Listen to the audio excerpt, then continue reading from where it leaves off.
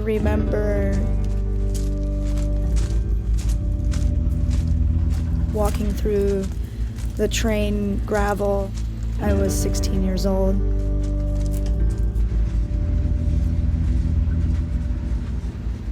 Gotta survive. Weather can be bad. You get sick. The crashing of steel. You run out of food, run out of money. The screeching of the metal. Just being on this giant steel.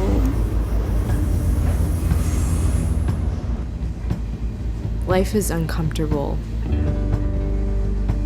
If you can't accept that, you're not going to be happy.